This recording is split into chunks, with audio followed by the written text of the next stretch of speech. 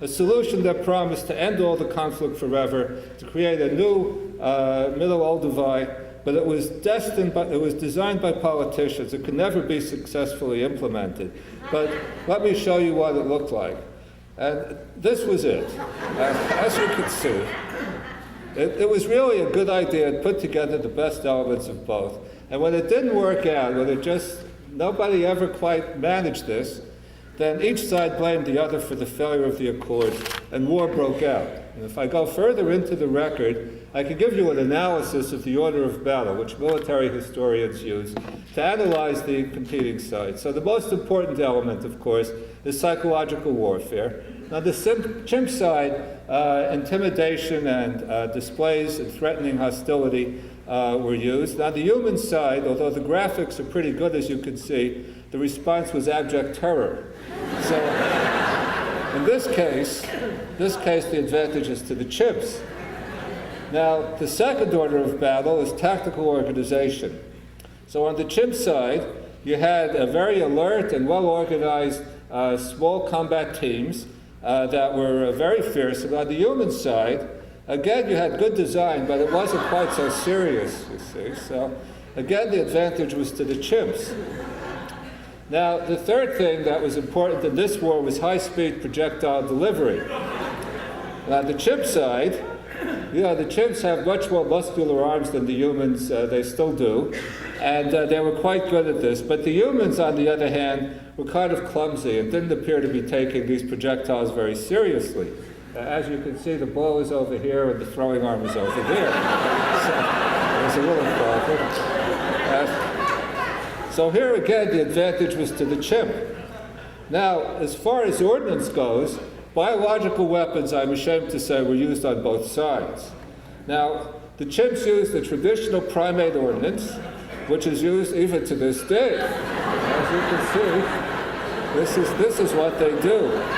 Whereas on the human side, the humans actually excelled here because although they also used biological weapons, they had engineering advances, including an aerodynamic shape, so even though they couldn't throw as well, the weapons carried much further, and that gives a big advantage in warfare. And also, they hardened these projectiles, so they would shatter on impact. And the chimps really had a problem here. So this is actually an original human projectile. It's made out of the same raw materials, but it's aerodynamically shaped. And it's baked in the sun. Actually, fire had been invented, but I understand these were sun-baked. And it would shatter, therefore, on impact, causing both damage and terror. And this gave the humans a decisive advantage. Now, these are the first drawings of the projectile, which will give you a sense of its current descendant. You can sort of throw it like that. And this was actually the original Frisbee. And it gave the humans a decisive advantage. So the conflict was not going well at that point for the chimps. And they attempted to stave off defeat. So the first thing they did is develop military industries. As you can see, chimps do work stone materials, which appear to be a great advantage. And this is one of their armories which has been discovered. But the aerodynamics defeated them. Unable to duplicate the human weapons, the chimps try espionage, and the humans respond with disinformation. And finally, the chimps ended up with a weapon that they hoped would be sufficiently aerodynamic, and it was called the Hamantash in the ancient design. This chimp missile was based on stolen human diagrams. It was named after the chimp leader and is admirably prominent posterior. The chimp missile design was innovative, but it had defective aerodynamics, as you can see right here. This did not fly. So as a result, things did not go well for the chimps. Further progress occurred in human weapons development. By substituting flour, eggs, and chicken fat, potatoes are actually a late invention. They're a New World vegetable, and this is in Africa. They didn't come for several million years. But eggs and chicken fat was still there, so a rock-like hardness could be achieved. In desperate times, these missiles could be eaten, but they produce various unpleasant abdominal after effects. Hence the term latke.